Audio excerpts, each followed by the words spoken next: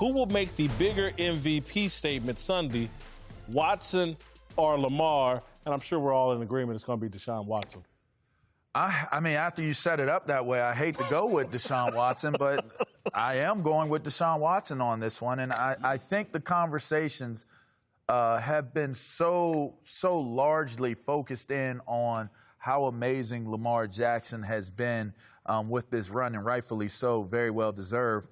But I think sometimes you lose sight and you lose perspective on the talent that Deshaun Watson is. And now you have the opportunity to see Rocky and Clubber Lang come to the ring and slug it out and see who's got it. And I'm excited to watch it. I know there's going to be a lot of people, you know, we've heard the quotes from Steve Young and the things that he's had to say about the comparisons between the two. I think a lot of conceptions or preconceived notions as to which one versus the other will pan out and play out in this one game.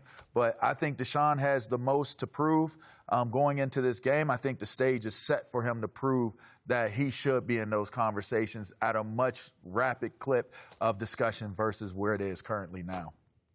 I'm going to say Deshaun Watson, but I'm not too certain of that pick.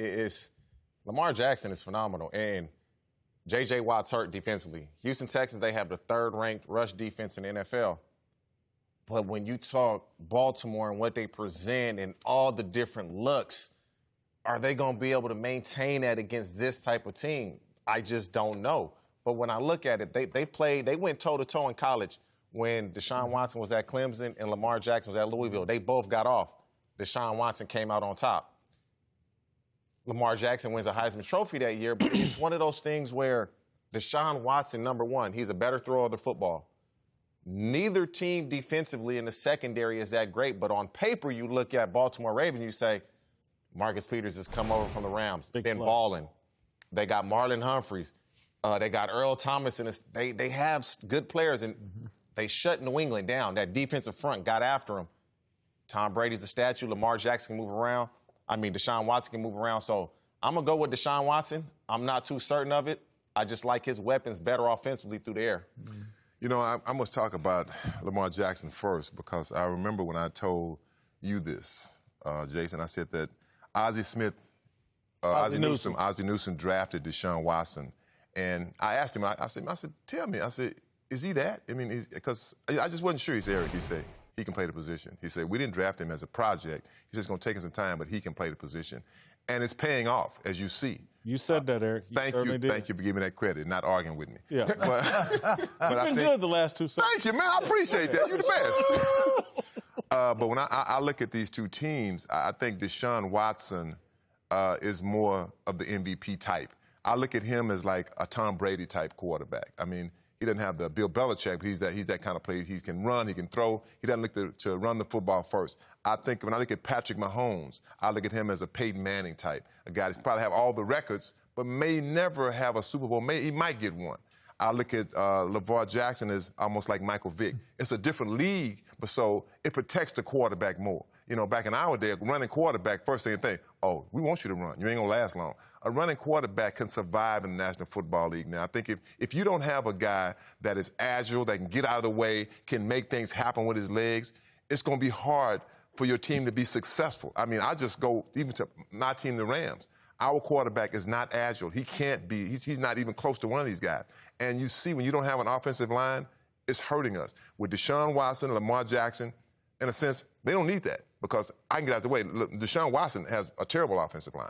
So, but for as an MVP and a guy playing well in this game, I'm going to take Deshaun Watson. I guess I'm going to shock everybody and kind of flip as I thought about this game last night and this morning. I don't like Houston's secondary. And I think this will be another one of those games where we're sitting back at the end of it going, damn, Lamar throws the ball better than I thought. Man, they're 29th against the pass. That's the thing with Houston. Right. And so the advantage I think that Houston does have is Baltimore just played New England. When Romeo Cornell is watching the film, He's got a lot of institutional knowledge of what Bill Belichick was trying to do, and he can start trying to visualize.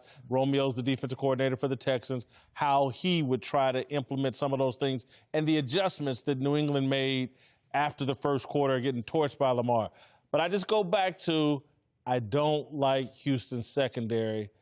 Lamar, every time, I go into every Lamar game saying, this is probably going to be the Sunday where his awkward throwing motion catches up with him. And every time he's throwing into these tight windows, and I'm like, damn.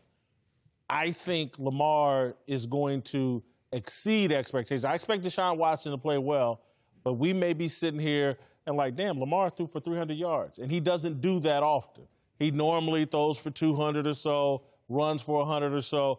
This may be a game where Lamar wows us with his passing for a Sunday.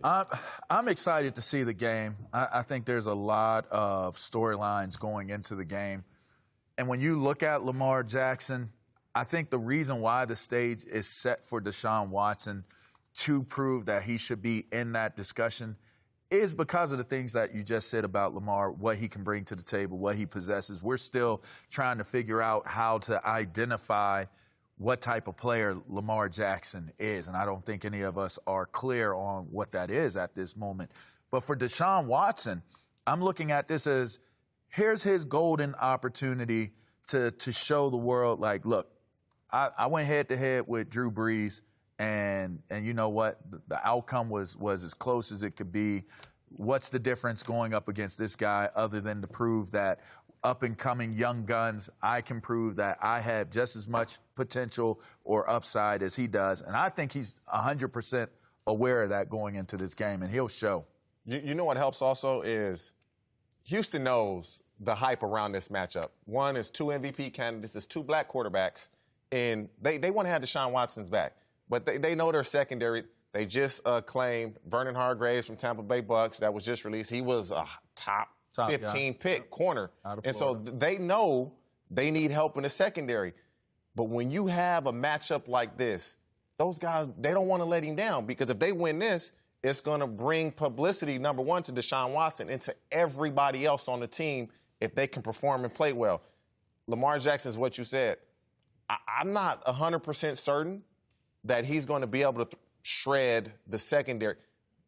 He shreds secondaries when he gets in a bunch formations with the 3 tight ends. He hits you in the seam. He'll hit you down the middle. And Romeo Crennel, what you said, being with Bill Belichick, you have to take that away. You have to take that away. You can give up a run here and there when they're in those type of formations in that personnel grouping, but you can't give up the big chunks through the air, and I just don't see it happening. Not with Romeo Crennel being a D coordinator. When you think about Deshaun Watson, he's probably sit and watched everybody talk about how great Patrick Mahomes is, you know, and like, what I'm like, and I'm sure you say, what about me? Look at my numbers. When he played Tom Brady last year, I mean, they should have won that football game. They played Drew Brees this year. They should have won that football game. I think of Lamar Jackson. When I look at him, you know, and people, and coaches have said this. When you look at him on film, you know he's fast. But when you see him in person, it's a different type fast. It's a different kind of fast. And I think that's why he's so dangerous. But in this football game, you know, a guy that I want, because I just feel like he's a winner, he knows how to win, I got to take Deshaun Jackson.